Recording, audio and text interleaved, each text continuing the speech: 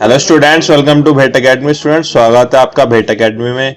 इस video series में मैं आपको कराने वाला हूं चैप्टर नंबर 4 क्लास 12 मैथमेटिक्स का। इससे पहले तीनों चैप्टर मैंने कंप्लीट कर लिए हैं। आप डिस्क्रिप्शन में लिंक है, आप चेक कर सकते हैं और चैनल को सब्सक्राइब कर लीजिए। एक एक क्वेश्चन एनसीईआरटी का मैं आपको सोल्व करा रहा हूँ इस सीरीज में।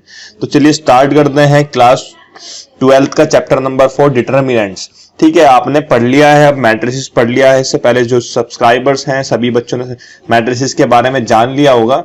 जिन्होंने नहीं जाना है आप वीडियो देख लो। तो डिटरमिनेंट क्या होता है वो मैं आपको बताता हूं।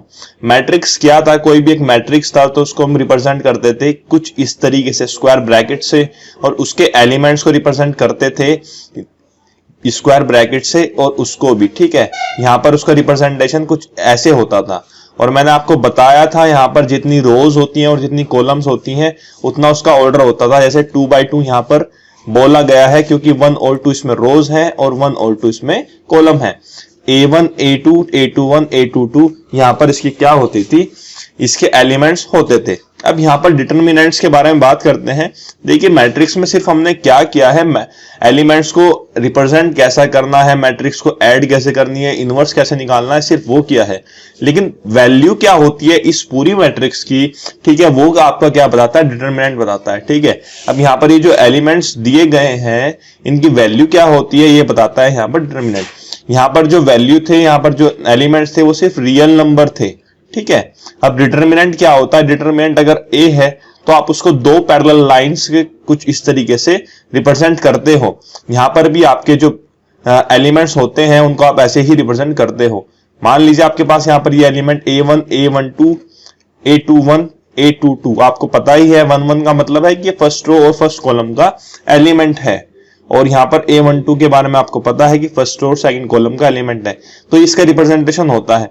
अब इसके जो एलिमेंट्स हो सकते हैं वो रियल नंबर, यहाँ पर A11 A12 A21 A22 real number या कॉम्प्लेक्स नंबर कुछ भी हो सकते हैं। ठीक है, डिटरमिनेंट के केस में। अब हमने ये बताया कि आपको पता चल गया कि मैट्रिक्स तो सिर्फ एक रिप्रेजेंटेशन था, डिटरमिनेंट आपको वैल्यू बताता है इस पूरे की। ठीक है, इसकी वैल्यू क्या है रिप्रेजेंटेशन की, आपको वही तो चाहिए ना, रिप्रेजेंट थोड़े ना करना है आपको वैल्यू चाहिए होती है ओवरऑल। अब यहाँ पर आप वैल्यू निकालते हो, आप यहाँ पर ये सिंबल याद रखना सिर्फ डिटरमिनेंट का। अब हम चलते हैं, ये डिटरमिनेंट की बात हो गई है, हम डिटरमिनेंट की वैल्यू के बारे में बात कर रहे थे तो स्टार्ट करते हैं 1 by 1 ऑर्डर से। Determinant of order 1 by 1। 1 by 1 मतलब 1 रो और 1 एलिमेंट जिसमें होती है, और आपको पता है जिसमें 1 रो और 1 एलिमेंट होती है उसमें सिर्फ एक ही एलिमेंट होता है।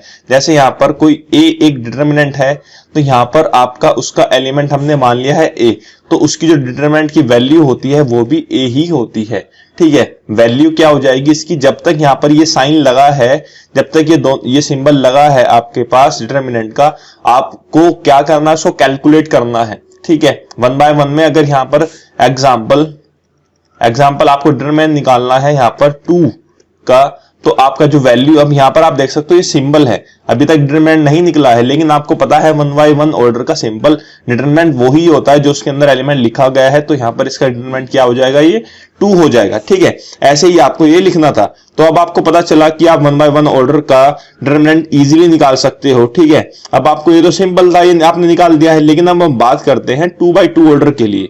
2 by 2 ऑर्डर के लिए अगर आपको जाना है डिटरमिनेंट के लिए, अब डिटरमिनेंट का सिंबल एक और होता है, अगर आपको याद रखना है ट्राइंगल भी डिटरमिनेंट का सिंबल होता है। ठीक है, और कोई जो सिंबल आपका जो वेरिएबल हमने अज्यूम किया है उससे आप ये दो पैरेलल लाइंस इस तरीके से रिप्रेजेंट करते हो, ये भी सिंबल इसका डिटरमिनेंट का ही होता है। तो आपको ये याद रखना है, अगर कोई भी मैट्रिक्स 1 by 1 की या 2 by 2 की है या 3 by 3 की है तो आप ये आगे लगा हुआ है, मतलब आप उस मैट्रिक्स की वैल्यू निकाल रहे हो।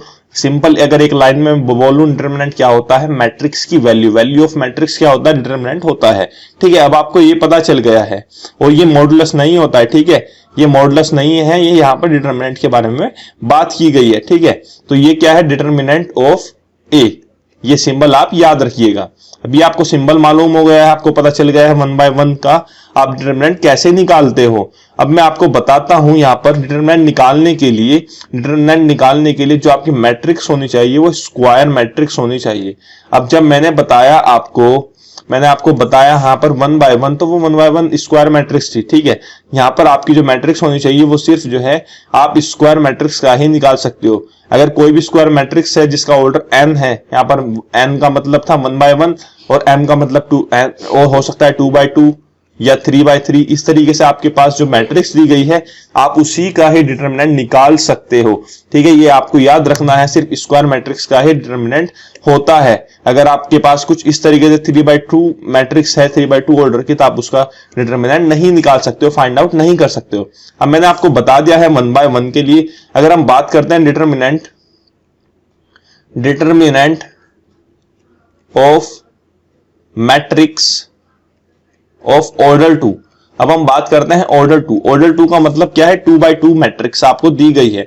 अब सिंपल हम डिटरमिनेंट निकालते हैं ए। अगर हमको दिया गया है, यहाँ पर हमको निकालना है ए डिटरमिनेंट, और यहाँ पर एलिमेंट्स हमको दिए गए हैं A11, A12, A21 और A22। जनरल के लिए आपको बता रहा हूं, फिर आप इसके लिए क्वेश्चंस हम करेंगे, आपको समझ में आ जाएगा। अब आपको करना क्या होता है, ध्यान रखिएगा, इस A11 की मल्टीप्लाई आप करते हो A22 में। सबसे पहले A11 इंटू A22 आप चलते हो, फिर आप क्या करते हो, बीच में लगाते हो माइनस का साइन, ठीक है। फिर आप क्या करते हो, यहां से A21 की मल्टीप्लाई करते हो A12 में, A21 की मल्टीप्लाई करते हो A21 में, ठीक है। इस तरीके से आपने अगर क्लास 10 में क्रॉस मल्टीप्लीकेशन मेथड पढ़ा होगा तो उसमें भी हम कुछ इस तरीके से ही करते थे। तो A11 into A22 minus A21 into A12, ये आपका डिटरमिनेंट है। क्या अभी तक आपकी कोई वैल्यू आई है, ठीक है। आप देख सकते हो यहाँ पर ये आपकी वैल्यू आ गई है, तो अब आप यहाँ पर साइन नहीं लगा सकते। सिंबल ये तभी तक लगेगा जब आप यहाँ पर वैल्यू कैलकुलेट कर रहे हो। अब यहाँ पर आप इसको कैलकुलेट करने के बाद इसकी वैल्यू आप फाइंड आउट लिख दोगे, तो ये आप लिख लेना अपने नोट्स में। अब हम बताते हैं एग्जाम्पल की हेल्प से, किसी क्वेश्चन की हेल्प से। एग्जाम्पल नंबर 1 है चैप्टर का, एग्जाम्पल नंबर 1 है। अब आपको इसको क्लियरली समझ में आ जाएगा कि आप बोला क्या गया है इसमें। तो इसमें एलिमेंट्स दिए गए हैं, इवैल्यूएट दिए गए हैं 2, 4, -1, 2। आप इसको मान लीजिए कि ये a है, ठीक है। ये क्या है, a है। आपको a का डिटरमिनेंट निकालना है, तो सिंपली अभी मैंने आपको क्या बताया है, ये A11 की मल्टीप्लाई इसमें 2 इंटू 2 और यहाँ पर A21 की मल्टीप्लाई A12 में, बीच में माइनस, ठीक है, -1 इंटू 4, ये माइनस लगा होता है। तो ये क्या आ गई है, वैल्यू ऑफ a, और आप इसको बोल सकते हो 4 + 4 और आंसर आ जाएगा आपके पास D 8। अब आपको यहां पर मालूम हुआ कि ये मैट्रिक्स थी और उसकी आपने वैल्यू निकाल रहे हो, तो डिटरमिनेंट है और वो वैल्यू कितनी आती है 8। तो इस तरीके से सभी स्क्वायर मैट्रिक्स की एक वैल्यू होती है जो डिटरमिनेंट होता है, और वो ही हमको फाइंड आउट करना है। अब हम बात करते हैं दूसरे एग्जाम्पल की तरफ, एग्जाम्पल नंबर 2 की तरफ। एग्जाम्पल नंबर 2 में आपको क्या दिया गया है, x, x-1, x+1 और x, ये आपको दिया गया है। इसमें फाइंड आउट करनी है आपको इसका डिटरमिनेंट। तो चलिए करते हैं। फिर से आप ये A11 ले लीजिए और आप A22 में मल्टीप्लाई कर दीजिए, x इंटू एक्स, माइनस बीच में, और यहां पर देखिए ये आपके पास A21 x-1 इंटू x+1। तो आप यहां पर सिंपली मल्टीप्लाई कर दीजिए x², ये, और आपको पता है ये a² माइनस b² है, तो ये क्या हो जाएगा, x² - 1, और यहां पर ये माइनस आपका आउटसाइड है, x² माइनस x² + 1, x² से x² कैंसिल, और यहां पर आपके पास वैल्यू आती है इस पूरे डिटरमिनेंट की 1। इस तरीके से आपको ये सोल्व करना था, ठीक है ना। अब आपको यहां पर समझ में आ गया कि एग्जाम्पल आप किस तरीके से, क्वेश्चन कोई भी आता है तो आप कैसे सोल्व करते हो 2 by 2 मैट्रिक्स के लिए। अब मैं बताता हूं आपको, इंपॉर्टेंट है 3 by 3 मैट्रिक्स के लिए। Determinant of matrix of order 3 by 3 matrix के लिए आप कैसे करते हो। तो अगर आपको 3 by 3 के लिए निकालना है तो मैं यहां पर बता देता हूं, ये आपकी डिटरमिनेंट है, ठीक है, 3 by 3 की, और यहां पर मैं इसके एलिमेंट्स लिख देता हूं A11। 3 by 3 का मतलब ये है, इसमें 3 रोज और 3 कॉलम होने वाली हैं, ठीक है। तो यहां पर A22, A23 और यहां पर आपके पास A31, A32, A33। अब किसी भी 3 by 3 मैट्रिक्स का अगर आपको डिटरमिनेंट निकालना है तो उसमें जो यूज होने वाला है वो यूज होने वाला है जब हमने निकाला था 2 by 2 ऑर्डर का। कैसे, अब यहां पर हमको क्या करना होता है, हमेशा ध्यान रखना, कोई भी एक रो या कोई भी एक कॉलम के थ्रू आप एक्सपेंड करते हो। एक्सपेंड करते हो, ठीक है, और उस तरीके से हम डिटरमिनेंट निकालते हैं। अब एक्सपेंड कहां पर करना होता है वो मैं आपको क्वेश्चंस में बताऊंगा। हम उस रो या उस कॉलम को एक्सपेंड करते हैं जहां पर हमको लगता है इजी है, ठीक है, क्या लगता है जहां पर हमको कि ये इजी है फाइंड आउट करने के लिए। अब मान लो मैंने क्या किया है, मैं एक्सपेंड करूंगा इसके थ्रू, इस रो R1 के थ्रू मैं एक्सपेंड कर रहा हूं इसको। अब मैं करता क्या हूं यहां पर, ये ध्यान रखिएगा, सबसे पहले हम लिखते क्या है, अगर इस रो के थ्रू मैं एक्सपेंड कर रहा हूं, सबसे पहले मुझको वो एलिमेंट लिखना होता है जो वहां पर दिया गया है। तो मैं सबसे पहले यहां पर लिखूंगा A11, ठीक है। अब A11 की रो, सिर्फ जो A11 की रो है वो ध्यान रखनी है आपको। A11 की रो कौन सी है, ये वाली है, और A11 का कॉलम ये है। तो आप इनको छोड़ना है आपको।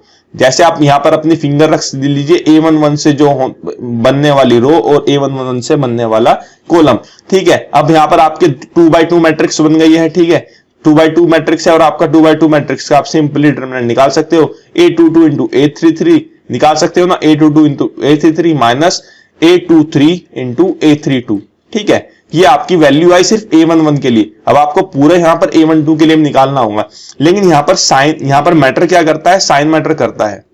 अब साइन कैसे फाइंड आउट करें, साइन हम फाइंड आउट करते हैं हम -1 to the power i plus j. Sign आपका बताता है -1 to the power i plus J.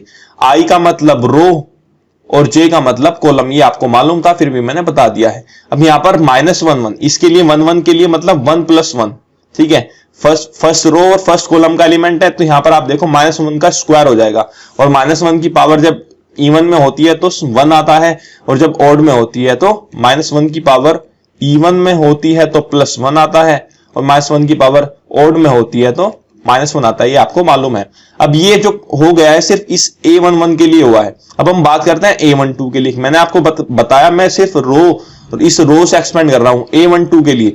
A12 से होने वाली रो कौन सी है, यही है, लेकिन कॉलम कौन सा है, ये वाला है, ठीक है। तो मैंने इसको क्या कर दिया है, कट कर दिया है। मतलब मेरे पास जो एलिमेंट बचे हैं सिर्फ ये A21, A31, A23, A33 है। तो सिंपल ये दो 2x2 मैट्रिक्स बनी है। तो मैं क्या लिख देता हूं, सबसे पहले -1 की पावर 1 + 2 लिख देता हूं।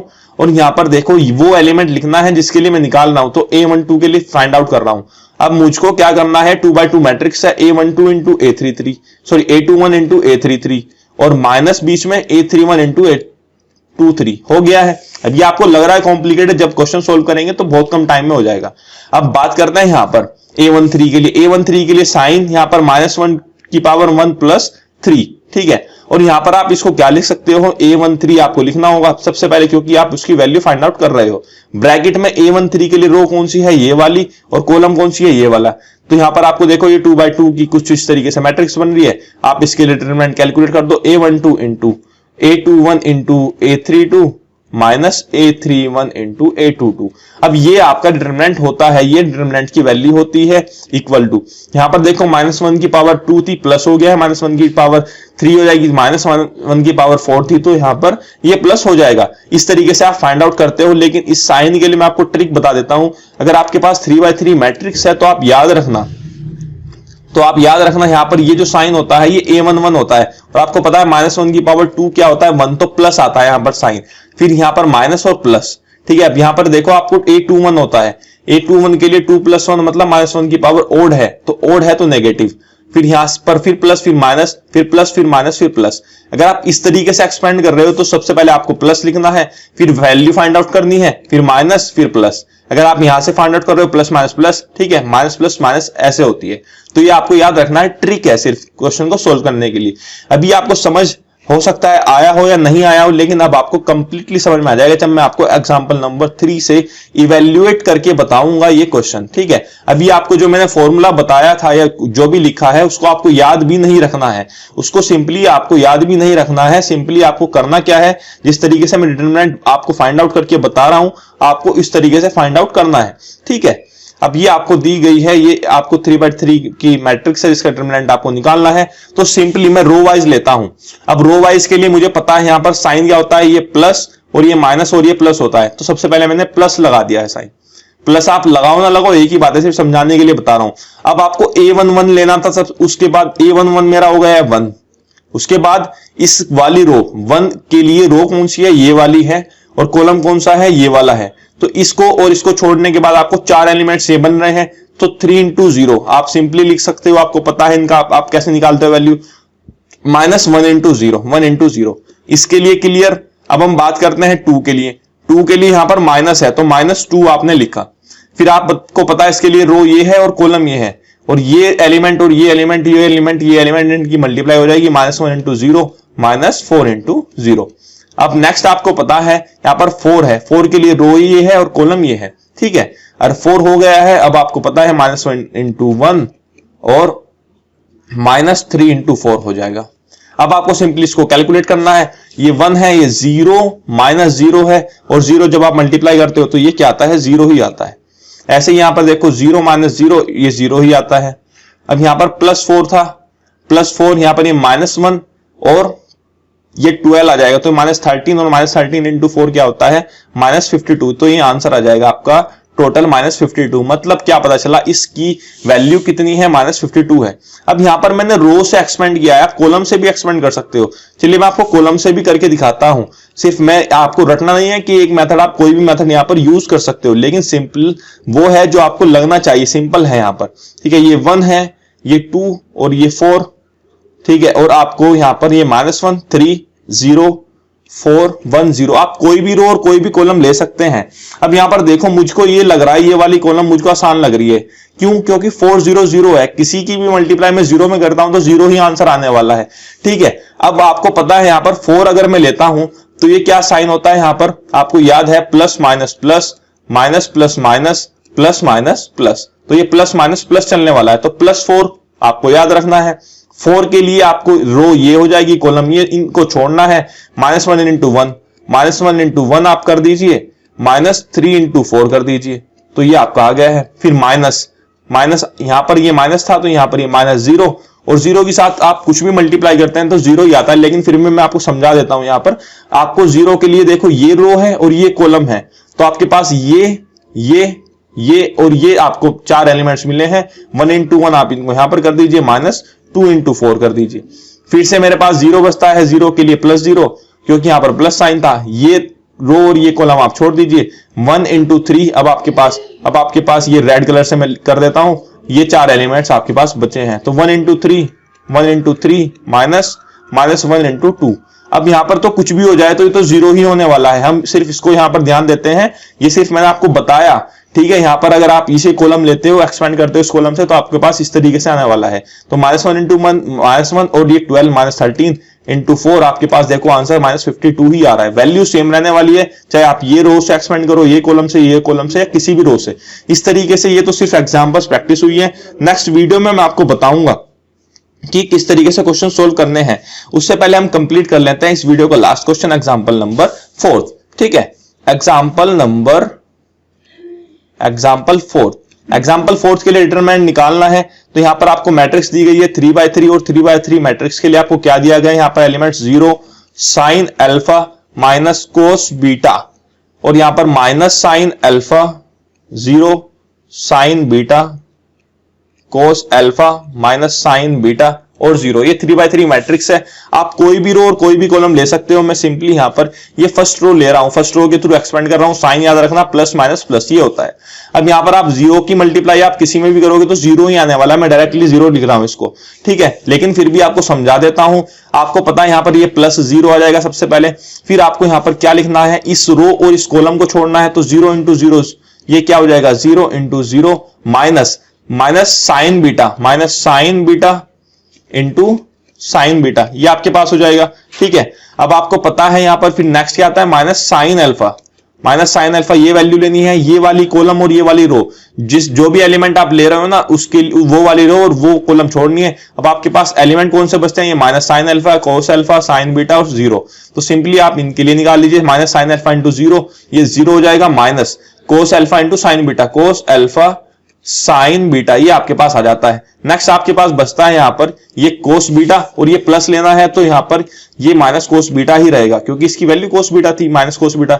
अब इसके लिए रो ये है, कॉलम ये है, और जो 4 एलिमेंट्स बचते हैं वो ये बचते हैं। इसके लिए 4 एलिमेंट्स ये हैं, तो यहां पर -sin alpha into -sin beta, ये sin अल्फा और sin बीटा प्लस हो जाएगा, माइनस कोस अल्फा इंटू 0, ये 0।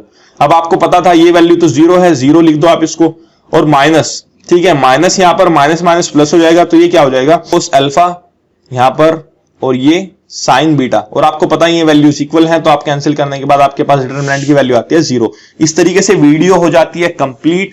वीडियो पसंद आई है तो लाइक करें। नेक्स्ट वीडियो में आपको एक्सरसाइज 4.1 सोल्व कराऊंगा, और इससे पहली वीडियोस आप चेक कर लें, ठीक है, आपको चैनल पर ही मिल जाएंगे। आप लाइक कर दीजिए वीडियो को, चैनल को सब्सक्राइब कर दीजिएगा, शेयर कर दीजिएगा।